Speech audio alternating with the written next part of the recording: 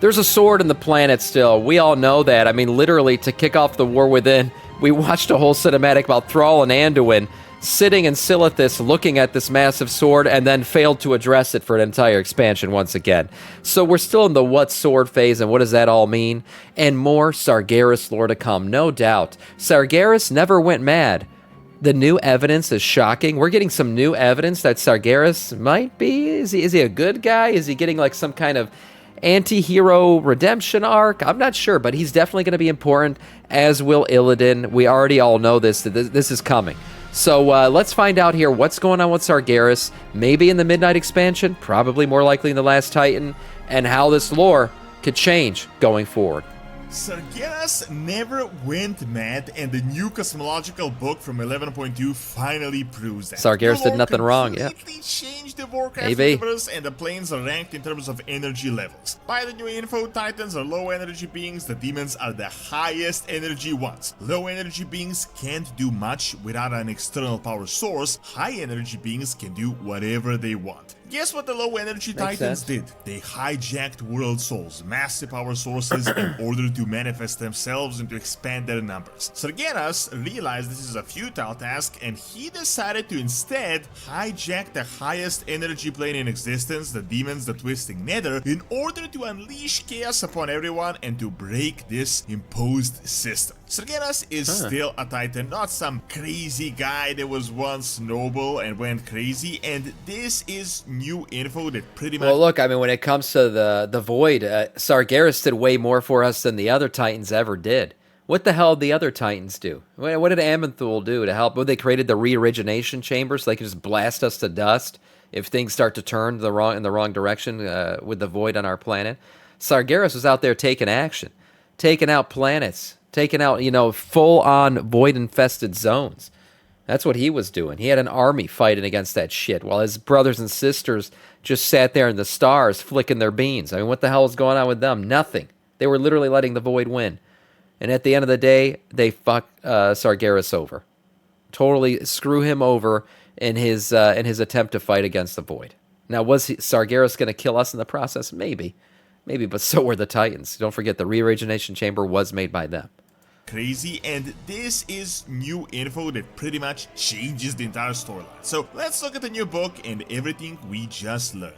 With the Midnight announcement and the Legion remix, exciting times are ahead for WoW right now, and if you want to perform well but you lack the time, Overgear offers awesome coaching services. Over 100 of you guys have used my promo code so far with great results. If you're like me, where you just don't have the time to play the game to grind like you used to, this will come in super handy as you got everything from PvP to PvE coaching. They're going to match you with the best players with one-on-one coaching who will give you the best pointers for strategies, add-ons, counters, synergies, arena, PvP and everything, and even PvE. I've got a code Overgear on STEM that will get you 10% off right now. So check out Overgear and start today. So we've been talking about Sargeras' true motives for a while now. It has been pretty obvious that the old storyline that we have is almost certainly... Fel isn't the best thing for living things either. Well, I don't think Sargeras' goal is to infect us with Fel or anything like that. He was just using them as an army, as a means to fight against the Void. And with the whole, Argus, anchor planet basically being used to regenerate the Fel army quicker and faster to bring him back to our plane of existence, rather than send them off to the twisting nether where they'll just kind of drift for a very long time before they can reform. He basically had an army that was constantly regenerating, coming back and ready to fight again, and that's what you need against the Void. And he was able to do that. Not true, like most of the lore came from a Titan perspective. Honestly, with the new narrative that we have, the old story really does sound like such BS. Think about it, the champion of the Titans realized that the Void is unstoppable, he was driven mad, and he decided to rebel against his Order Titans to undo all the work they had done. They tried to resurrect him, but it never ended up working. This is beyond the biased storyline, and it is obvious that Blizzard is trying to change that. Just the fact alone that the Titans are not actually really building anything, nor was he really undoing any work. As far as we know, that he just been taking worlds for themselves for the Order realm. Now, I started talking about Right. this a while back, especially since 2023 when we got new dialogue around Incitus from the Void Orc. He told us that Sargeras stabbed Azeroth for a reason, that we really shouldn't think that he's all that different from the Titans. He's definitely like them, just more radical, but the goals are the same. This was the Sargeras is just like them, but the only difference is he takes action. He gets things done. He's a doer, not a sit there and thinker kind of person. So yeah, his attack on Silithus, supposedly the exact spot where he stabbed the sword. This based on this guy who was sitting there, this orc warlock who tells the story about what's going on here. He tells us this was all by design. This was all intended, which means Sargeras was not trying to destroy the planet. If he wanted to, probably would have taken a swipe rather than a little poke. Instead, what he did was a very pointed and intentional, what's it called, action. That's what it was. And do we know what that all means? No, we still don't even know what the hell's going on with the sword. But I'm guessing we're going to find out more in Midnight. He planted a seed, maybe, yeah. Things are not really as they seem, and it's likely that he didn't really go mad. Now, to not go crazy on what could be, should be speculations, I want to cover the new Cosmology book that pretty much changed our entire perspective on the Warcraft universe, and if we view it through this lens, you will see everything completely differently, trust me, so just stay with me for a second. I recently made a full video on this book if you want more details, but I'll try to sum it up real quick. Essentially, right now we have three versions of the Cosmology. We have the Chronicle 1, the Broker Shadowlands 1, and the recent Ethereal 1 that we discovered just a few months back. The original one was talking about how the 6 cosmological powers are around our reality, and it's like one harmony, just like how the universe works. This is the way the Titans see it. The Broker one, and keep in mind, the Brokers are actually Ethereals. This was just recently confirmed, so it is kind of similar. The Broker one introduced the imposed mechanism upon us, the artificial one, and made everything look a lot more sinister. In the center is not really Azeroth, but the Great Cycle, and it is implied that someone artificially created this. That originally, the 6 cosmological forces were in a constant battle for supremacy, and this artificial mechanism was built to keep them in check, so that no power tips the scale in a dominant fashion. So life dies, but goes to the Shadowlands to give them energy. Titans build a planet, the Void destroys one, like this Order attacks, Order builds. It never really goes either way, it never goes too out of hand. It's not like the Titans order 15 planet and the Void doesn't do anything. Otherwise, one force would become very dominant. Now, of course, keep in mind, right now the Titans have been gone, so the Void has actually gotten dominant, especially since the Burning Legion hasn't been keeping them busy. Well, Shadowlands lore... Right, oh, you're telling me since Sargeras got, imprisoned by his siblings, the Void is starting to take over? Wow, surprise.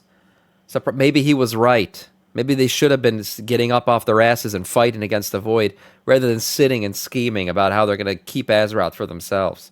That someone, the first ones, built this artificial mechanism so that the deathmatch is going to finally stop. It was also implied that this system is literally... So are they saying Azeroth is the first one? They've kind of retconned that whole first one lore. I don't know how they're going to shoehorn that shit in. But I think Azeroth's like a great balancer. She's eventually going to be something like, Void/Light, World Soul thing. And no, not a first one. It's basically been talked about now for the entirety of the war. Well, then she's a World Soul. And I don't think they've related World Souls to first ones at all. I think they've just claimed that, okay, World Souls are a thing. And the Void wants it to be more voidy, and the Light wants it to, and the Titans want it to be more lighty. And there's a pull back and forth, and I think eventually they're going to find that Azeroth is like the perfect balance between the two, and that's what makes her special. To break in our lifetime. Now, the Broker chart from a few years back made a lot more sense. It seemed like it was from a much less biased perspective. That's right, King Julian. I'm right. However, the new Ethereal book we discovered is essentially building up upon this and introduced an even primary more first one. Maybe, I don't know. Long story short, the universe is not really like a circle. It's like one totem pole. The planes are ranked in high and low energy states. The gist is that the high energy planes have a huge advantage, meaning they can easily go down and return, while the low energy ones are at a huge disadvantage because in order for them to go up, they need a new surge of energy, some crazy power source to even manifest themselves. Now stay with me here for a second because this will change everything we currently know about Titans and Sargeras. So the new info actually makes complete sense, and these low energy guys kind of like the status quo. For example, life, aka our plane, is a high energy one, and we would likely be immortal, we would likely never die. This imposed mechanism sends us to the Shadowlands, and in well, where the Night Elves were immortal. I mean, we had immortal beings on Azeroth. They existed. They lost their immortality trying to fight off the Burning Legion. They receive energy. A status quo is maintained, and this kind of makes sense of the entire Jailer storyline. He likely didn't want to get spoon-fed energy in this constant cycle for all eternity, and he just wanted to conquer everything, take everything for the Death Realm, while the Eternal Ones were satisfied with what is currently going on, so this was the entire betrayal and like the strife between them. However, that is a story for another video. I want to talk about the Titans here and Sargeras. So, a very important piece of information is that the Demon Plane is a high energy plane. This explains why the demons were invading everyone even before Sargeras organized them, because they can. I mean, they can just go up and down and resurrect themselves, and they were just way too overpowered. It makes sense. That fell as high energy. I mean, you remember Kael'thas, and the entire reason why the Blood Elves were back then, you know, the High Elves ventured out to the Outland was to collect more energy, because they had lost their energy, they had lost their attachment, by the Sunwell and all that stuff, so they needed more energy. So that's why they went out to the Outland and started to use Fel, hence the green eyes and all that stuff. Sargeras, on the other hand, the Titans otherwise they were withering away. People, and he realized that he can literally just hijack the Twisting Nether for his own benefit. Let me explain. I'm a little out of the loop here. Aren't world souls just Titan fetuses? I don't know, not in their natural state. It hasn't been it's been retconned in that all world souls are destined to be Titans. That's not the thing anymore. World souls are just these extremely powerful things, and they can be kind of morphed into more void maybe, or more light, or more Titan arcane based maybe, but that's not their natural state. That is what the Titans want to do with them, though. They want to turn them into some kind of Titan style being / weapon. So the book doesn't outright say which plane other than Twisting Nether is high, but they talk. Yeah, they are molded into being Titans, basically. Light, fire, that's not air, natural. Spirit, and Twisting Nether are high energy, and that death, decay, earth, water, and the void are low energy. Now, this might be confusing, but we can actually cross-examine this with the broker map, because they actually literally listed all these elements that we can see. High energy light is obvious, air is also around the light, fire is around this order, spirit is life. So this entire half is the high energy one. Now, water is actually void, order is earth, death is decay, based on this map, which implies that the Order realm and the Titans are also low energy people. This realization literally changes the entire lore and everything we know. The Titans are low energy beings, which means they have been trying to gather new energy to summon themselves, and this kind of makes sense of everything. I mean, their BS story is that the Titans are like world souls and they're just bringing them to life. They're just sparking life into them. But these guys... Dunzo, yeah, sure, you could say it's not a retcon. We're just actually learning the truth. And previously we were kind of told half-truths, you know. A lot of the lore that we previously had, as Denzo's kind of referring to, was like lore told to us by the Titans. So of course the Titans want to take Azeroth's world soul, you know, and turn it into something that's on their side. So originally what they had told us in the original chronicles and stuff is like, that's the natural state of your world soul. It's supposed to become a Titan. And we've later realized, yes, if you don't want to call it a retcon, that's not the truth. The truth is she's more of Azeroth's more of a neutral thing that could be influenced either way. And I think what the whole thing with the World Soul Saga is, she's gonna come out and actually be neutral. We're gonna fend off the Void, and then we're gonna fend off the Titans in the last Titan, fend off the Voids in Midnight, and keep all these cosmic forces away, fighting for the natural state of Azeroth. And then we'll finally see, okay, this is what a World Soul, a very powerful World Soul, can become if all these forces that are tugging back and forth are shunned away. They're very likely just hijacking world souls. She's a first one, resources so that they can increase their numbers. What is a first one, though? They can summon themselves. Titans are literally doing the exact same thing as the Void. Just look at this perspective and tell me that Sargeras went mad. Now, if we look at it from this lens, from this perspective, the entire Sargeras storyline is completely different from the established lore. I mean, Sargeras very likely realized that this is a futile task. They empower themselves, Void empowers themselves, they go one step forward, one step back for all eternity. So, Sargeras, much like the Jailer, realized that in order to win, the mechanism needs to be broken. Now, how do you break the mechanism when you need energy to summon yourselves? Well, how about mobilizing the most powerful plane out there, the demons that are completely disorganized, and then use their high energy status for your own goal? Literally, when you think about this makes so much sense about his entire burning crusade. Sargeras decided to hijack the highest energy plane so that he can start raining terror on everyone, because from the Twisted Nether you can constantly invade and it is literally the most powerful source in existence. So very likely the disagreement between the Titans was really just in strategy. I mean, the Titans might not have wanted to make a deal with the devil and ally themselves with this order, but Sargeras realized that this is really the only way to win. He didn't go mad or crazy. Is there any advantage to being a low energy being? I'm assuming it's like a fire. I don't know. The hotter it burns, the quicker it can go out. You know, it's just very chaotic. High energy beams are very chaotic. A lot of death and destruction around them. Whereas low energy typically, I assume, is like a more peaceful state, a longer lasting state. So I'd assume like longevity and peace are typically associated with like lower energy beings, while high energy beings maybe more chaotic, more destructive. So there you go. And then in the middle, you probably have things like creation, right? Like what we see on our own on Azeroth, right? Where like life and chaos and order and chaos can coexist, and it just creates like this perfect state of things. Was driven away from the task of the Titans. Like, he was really a noble guy back in the day. He just thought outside the box and went on with the exact same Titan mission. I mean, Greg is balanced. Greg is perfect in every. He is a world soul. He is our world soul. That's what Greg is, right? Low energy being at work, stays away, keeps the wife happy. She's gonna come after him, so he just kind of keeps low energy.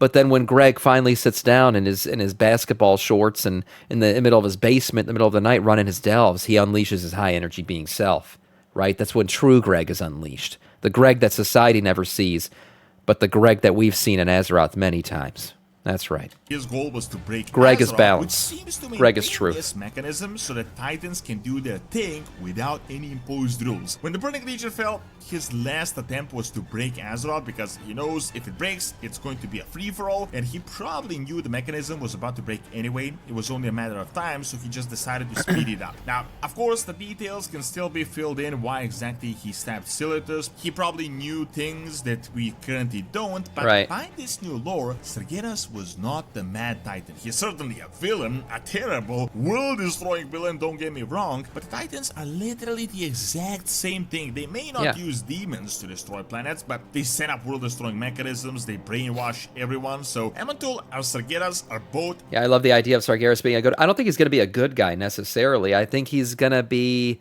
a guy who was trying to do something, like, and in the end there was some truth to what he was doing. He was right in some ways, and we're going to kind of be, on the same side a little bit here. Now, whether or not we can calm him down after we defeat the Void, settle him in and stop being so insane, maybe we will achieve that. Maybe he's the last Titan, I'm not sure. But I wouldn't say he's going to be a good guy, because at the end of the day, Sargeras is willing to take out, billions. He's willing to eliminate entire planets to save the Void. I mean, he is an Arthas in Titan form. Right, he's going to purge entire cities to stop this Void from manifesting. Is that the right option every time? Maybe not. Is it the only option sometimes? Maybe it is the only option sometimes. Just as bad, they just use different methods, but Sargeras appears more evil outright because he's Illidan 2.0. I think he's Arthas 2.0. See him doing this, while Amantul just kind of wraps everything up. I think this book is really going to explain who the last Titan is and what is really going on, and we know Sargeras will return soon as well, so I think this storyline will officially be confirmed quite shortly, and I'm almost 100% certain it's not going to be the BS that we were fed back in the Chronicle. Also, I think Sargeras might ally himself with the Titans, seeing everything that is happening. They might finally be convinced that his plan was the only way, and now they will unmask themselves. As Eridicon foreshadowed, we will see their true faces, and I don't think their faces are going to be any different than the face of Sargeras. Thanks for watching. Check out my video where I fully explain this cosmological book by clicking on the screen, and also check out my video on the Roman Empire that I've recorded live on site in Malta by clicking on the screen as well. See you next time. That's right. Interesting video and interesting stuff about not Sylvanas. I read that comment there. Burn it to the ground, a la Sylvanas. Sylvanas' actions I wouldn't consider to be the same. I mean, I guess she was trying to feed souls to the jailer because he believed that this was the only way to fend off whatever was coming. In a way, the same, but Sargeras, I think he's a perfect trope for Arthas. It's very much like a bad thing coming. I gotta take the most extreme action possible to stop this bad thing, which means killing off everything that it could possibly use to continue spreading. So that's very much the same attitude that Sargeras had with the Void. Nice video here from Dorn.